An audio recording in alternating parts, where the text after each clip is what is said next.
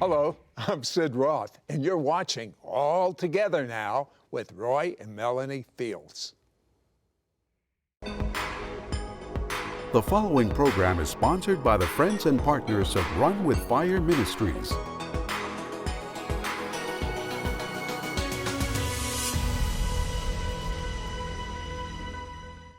Today on All Together Now.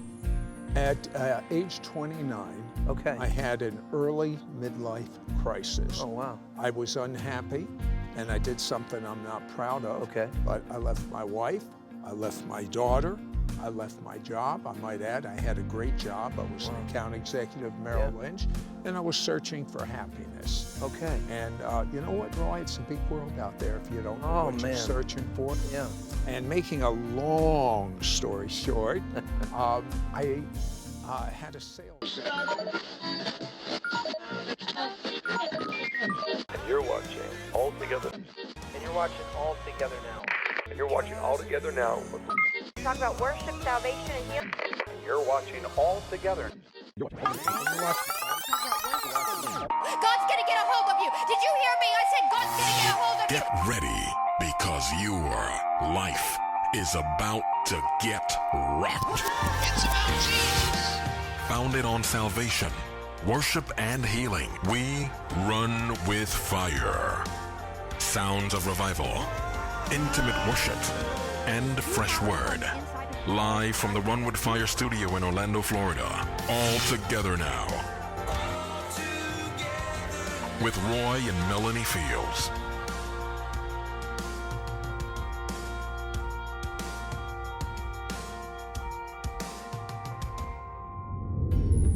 Hi, welcome back to All Together Now. I'm your host, Roy Fields. Today on the program, I have an extraordinary program for you to watch today. I'm on the set of It's Supernatural with Sid Roth. Now, you've seen Sid Roth all over the world. He's been on every channel. Every time you click on the TV, there he is with another guest or testimonies of what's going on in his ministry.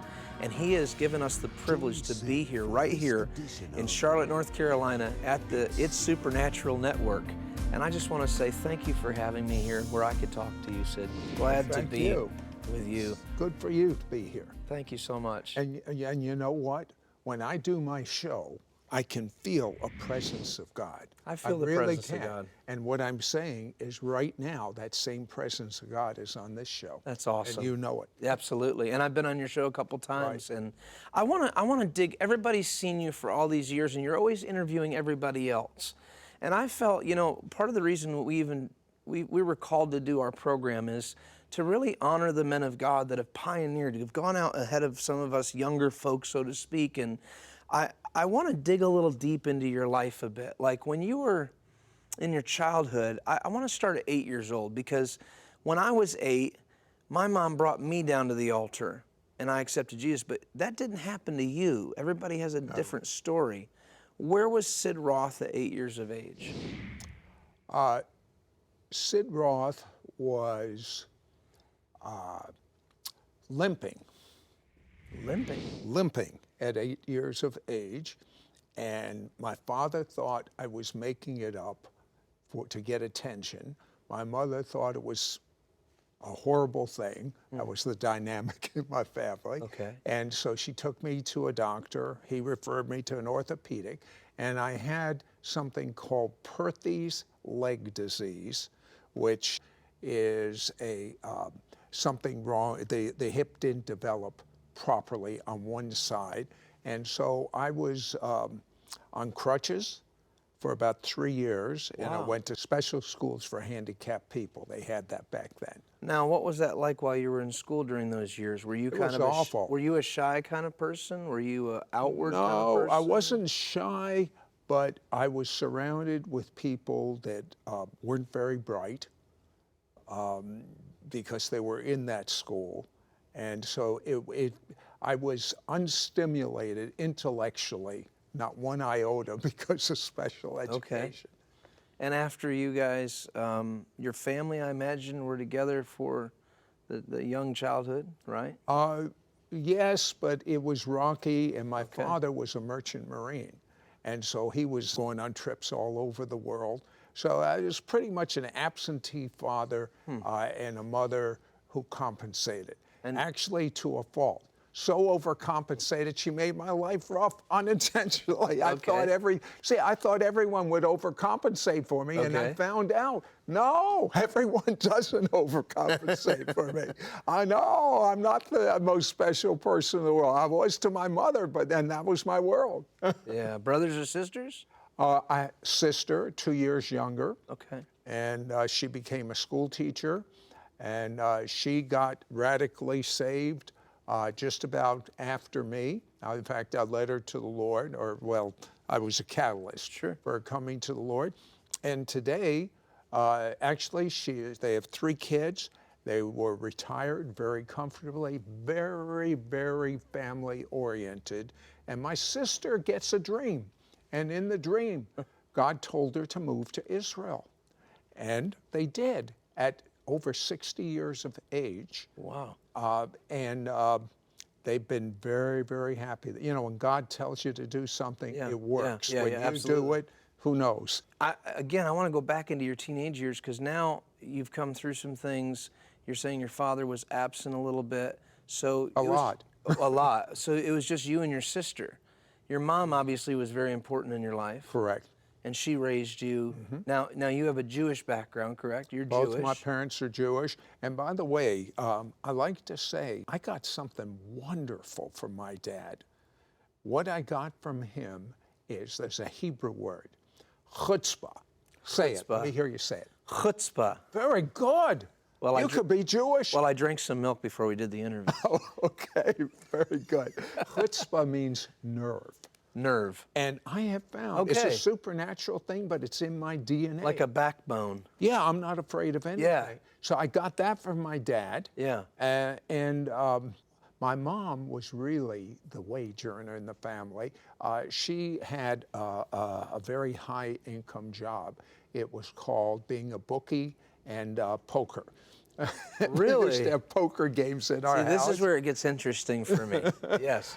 Well, that's okay. I don't think anyone knows this, except if you read, I wrote a testimony book many years ago, but no, and I have very fond memories of, at midnight, she would have poker games at our house. Okay. And at midnight, they would serve sandwiches, and they would have the thickest pastrami, corned beef sandwiches, and she would always bring a care package up to my room. Wow. So I loved them to play poker. That's awesome.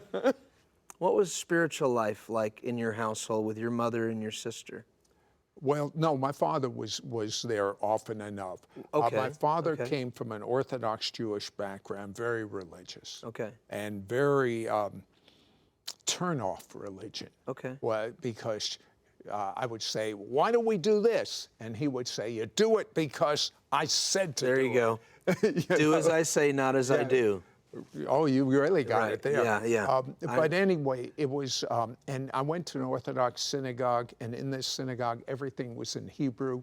I didn't understand a word of what was being said. So it was like hieroglyphics to you. Could you picture being all day in a foreign language and having to do everything? No.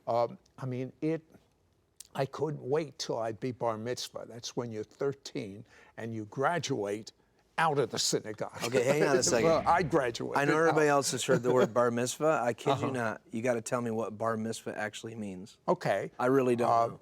Bar, it means son of the commandments. Okay. Mitzvah means commandments. Okay. And bat mitzvah means daughter of the commandments. Okay. And so at 13, it's sort of like you can pray in the synagogue, you enter manhood, so to speak. So is that at 13. Another way you could say it, which sounds nicer to say commandments, would be a son of the law? Yeah. Okay. So you're a son-in-law? No. No, I'm just kidding. I know you are. Okay. I remember reading your testimony, and I also remember reading your book and hearing you talk about it. You know, we've had conversations over the years, and you talked about how you had a breakdown, a mental breakdown at one point in your life. When did that take place? At age 29, Okay. I had an early midlife crisis. Oh, wow. I was unhappy. and I did something I'm not proud of. Okay. But I left my wife, I left my daughter, I left my job. I might add, I had a great job. I was an account executive at Merrill Lynch, and I was searching for happiness. Okay. And you know what, Roy? It's a big world out there if you don't know Oh, what you're man. searching for. Yeah. And making a long story short, I had a salesman. I was a sales manager in insurance and mutual funds. And I had a salesman that had no ability to be psychic, you know, no ESP type ability, and took a course, and all of a sudden he had this ability. So I took the course, and all of a sudden I had this ability. But I didn't know that, as God says, the difference between my left hand and my right hand. You know, it's unfortunate. But if someone doesn't really know Jesus, they think everything supernatural is God. Right. But I can tell you this, I couldn't do what I'm doing today if I didn't know both sides, the dark side and the God side. Yeah. And so I got into the New Age, and I got in over my head, Roy. By that, I mean, I knew there was something inside of me. Then I knew that this something was evil. And then I knew I wanted to get rid of it. And then I didn't know how to do it. Look, if I went to my rabbi as a Jew, that's who I would go to. Sure. Rabbi, I'm hearing voices, but these aren't just voices. They're actually intelligent. They're telling me things I've never been told before. And it's actually, the information is really good, but I know this is evil. So could you cast this demon out of me? Well, a rabbi would send me to a psychiatrist. The psychiatrist would send me to a mental institution. They'd lock me up, and that'd be the end of that. So I didn't even bother going to rabbi. Could I go to my parents, who would give their life for me? Best they could do is send me to the psychiatrist. I'd go through the whole cycle with the psychiatrist. No, there was, and by the way, Roy, back then, and even today, most Christian pastors would freak out if they walked out into and said, there's an unsaved person with a demon inside of them. Sure, Help me. sure. I mean, very few pastors would understand this. I understood it because I got a hold of a book. I mean, God was so brilliant. He gave me a book, and it said something none of my Christian friends had told me. It said it was an abomination for anyone to be involved in the New Age, but it's worse for a Jew, because a Jew is under a covenant with God. A Gentile, until they believe in Jesus, is not under a covenant with God. Then it proceeded to list famous Jewish people that did exactly what I was doing. And then one of the famous Jewish people was my hero. Now, you'll know my hero. There was a group there called the Beatles. My hero was not the Beatles. My hero was not the Beatles. Oh, No, it was man, I was getting all excited. It was the Bugs. No, I'm just teasing. My hero was the Jewish manager of the Beatles, Brian Epstein. Interesting. And in this story, it's at that time they were all alive. Yeah. And Brian and all of the Beatles went to India. They had their own gurus. They were deep into the New Age. And then this book Gurus. says... What's gurus? Gurus, it's sort of like a giraffe. No, I'm just teasing you.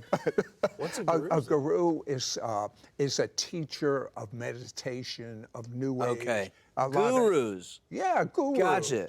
Okay. Well, yeah, you don't like my Southern accent. Well, Please finish what you're saying. okay. So they all went, and at that time, only one died. The Jew, Brian Epstein. And then this book proceeded. One Jew after another was doing the same things I was doing. That's how I became really convinced there was something evil in me. Wow. And I just wanted it out. And I didn't know who to go to, and I didn't know what to do. And I reached a point where I didn't want to die, Roy, but death looked better than life to me. It was too hard. Now, I don't know if any of you can relate to that, but life was too hard. I didn't know God. You say, as a Jew, I know God. No. The only way you know God is through Jesus. I mean, end of Absolutely. discussion. So the worst night of my life, I remember I was separated from my wife and daughter, and the worst night of my life, I'd seen some Dracula movies, Roy, and so I wasn't going to go out and get a silver cross, because the silver cross, gets rid of Dracula. Okay. I mean, that's the way I'm thinking. So I went out and I got a silver mezuzah. Do you know what a mezuzah is? They put it on doorposts, and it's in the scriptures, but they also like a wear little it around. scroll, right? Yeah, and they also, inside a little tube, silver tube. Sure. And many Jewish people wear it around our neck. I'd mess up this microphone, I'd show you. Oh, no, I've seen it. But, so I put that silver, I figured that would protect me from the vampire. Okay. I had a Bible at that point. I put it under my pillow. And this is my prayer. I pretty much gave up. I didn't care whether I would wake up in the morning. In fact, it might have been better if I didn't wake up in the morning. That's the way I felt. I reached every human. You didn't want to either. You were just like, no, it was life was done. too hard. It's interesting to me that every person that I've known, including myself, that I've had the opportunity to speak with or whatever, it seems like in the first 2 years before somebody gets saved, all hell breaks loose against them. Now you were searching for God, weren't you? You were searching for truth. I did not know I was. You didn't know you were, but you were. I was searching for happiness. But the only happiness you can have is God. Okay. So what you're saying is correct. But if you had said, what was I searching for? Right. I'd say happiness. So when you got to the end of your rope, Right. I imagine you said you were 29. So now I want to bring you to what happened at age 30, because No, at age, or was it 29? that was at 29, but then 29. I was just about 30. Okay. And on that worst day of my life, I did cry out a prayer. It wasn't a classic Billy Grammar. It was 2 words. But you know what? It doesn't have to be classic. It has to come from a broken heart. Right. And we're so religious. This is all I prayed. I didn't even know what the word repentance was. I didn't know anything about repentance. I said, Jesus, help. That was my prayer. Next morning, I woke up and something amazing happened. When I woke up, the whole room, whole atmosphere, similar now, but it was stronger, was flooded with the presence of God, my whole room. And the next thing I noticed, I went to bed so fearful I didn't want to live, I couldn't find the fear. Where are you? Where'd the fear go? I don't know. It's gone.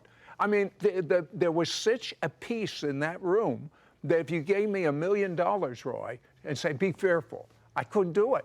I would not be able to do it. I went to bed so worried. I didn't want to live. And when I woke up, all I wanted to do was live. And then I heard the voice of God for the first time in my life. And this is what God said. We'll be right back to All Together Now.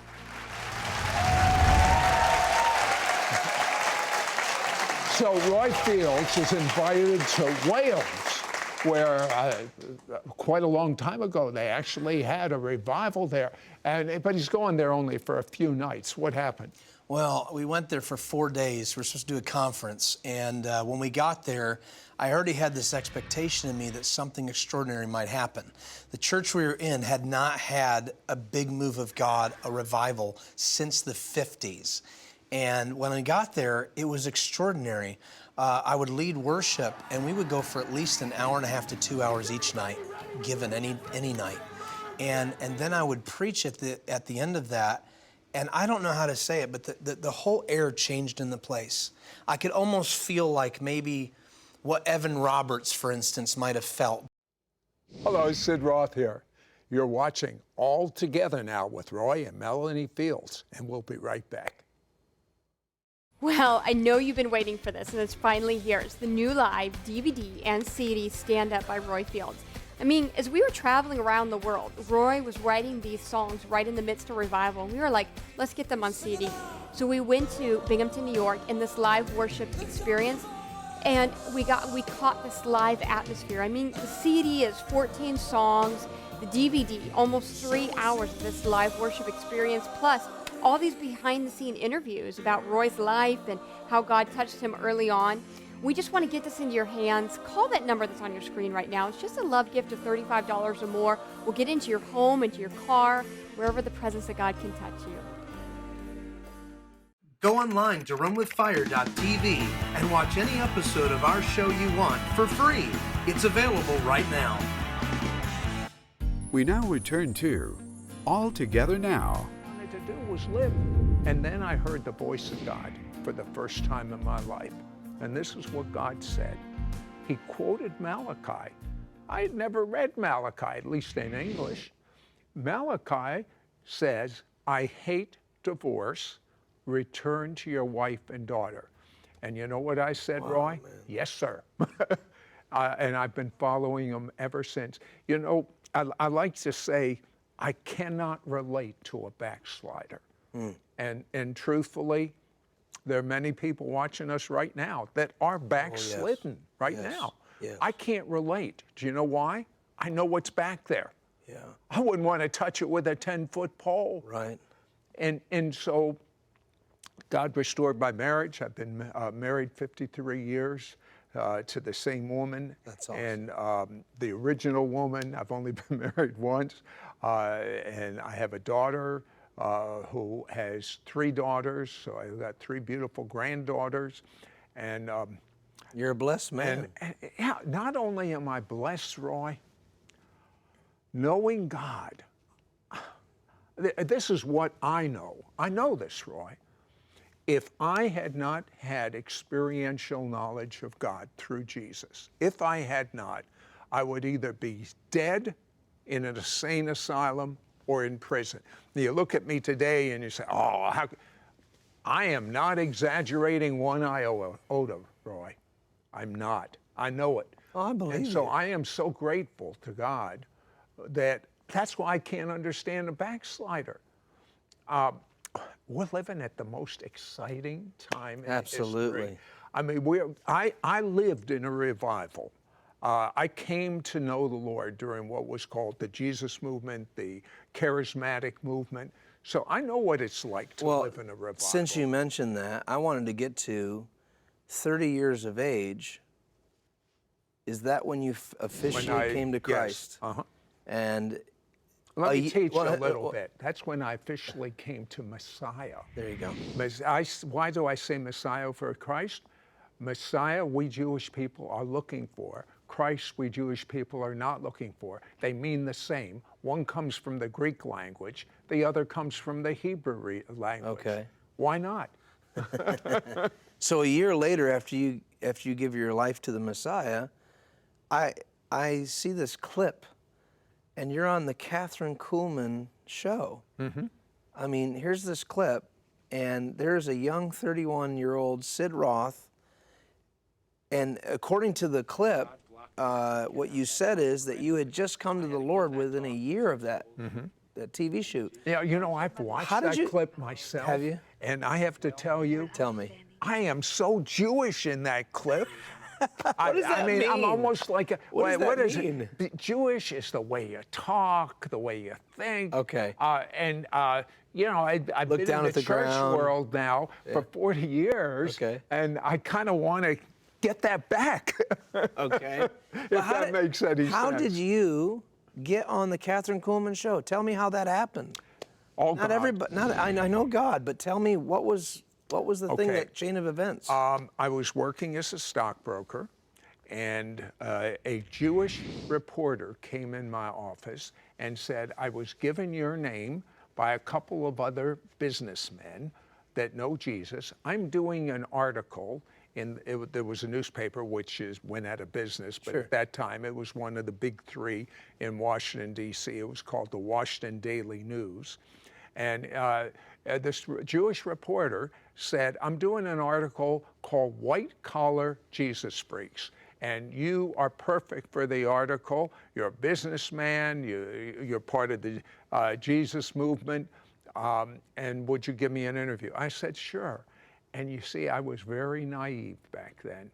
And I'm after this guy, this Jewish reporter, to come to know Jesus. Wow. So he would ask me a question, and I would say, you can't if this is off the record, I will answer you. And he said, off the record. Well, the next day, front page, biggest sales in the history of that newspaper, white collar Jesus freaks, first person, Sid Roth, a Jewish man that says, if Jesus says go to Africa, I will jump to Africa. That's how it started. Wow. And everything I told him off the record was in print. So the first thing I did, I remember, I've got a Jewish family that doesn't believe in Jesus, and they would be deeply embarrassed. So I called the reporter. First, what else am I going to do? I called this Jewish reporter, and I say, you told me it was going to be off the record. And you know what his answer to me was? Yes, but it was so good, I had to put it in the article. Catherine Coleman's staff read that article. Oh, yeah. And that's how she booked me on her show. Okay. Can I tell you the biggest regret of my life? Please. The biggest, Catherine Coleman. I went to Pittsburgh to be at one of her meetings. That was after she had interviewed me. And she looked at me and she said, Sid, I wish you lived here. I would like to mentor you. Now, anyone in their right mind would have immediately moved to Pittsburgh, right? This is what I said to myself, now, just between the two of us. Yeah.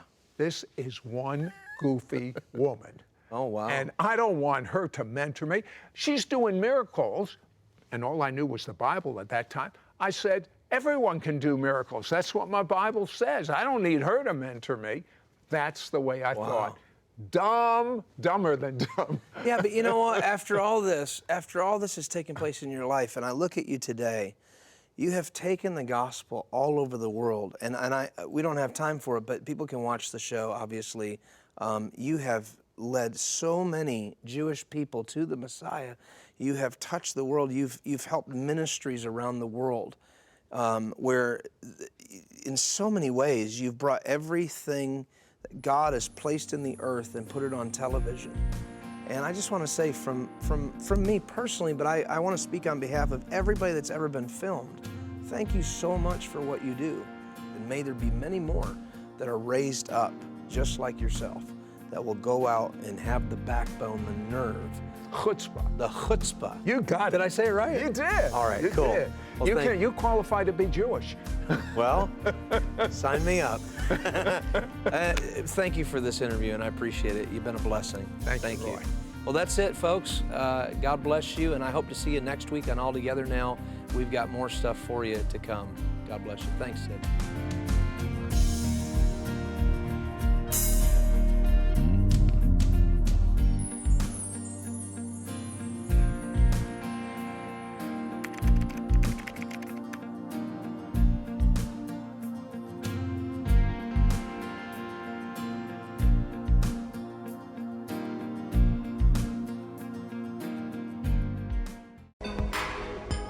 The preceding program was paid for by the friends and partners of Run with Fire Ministries.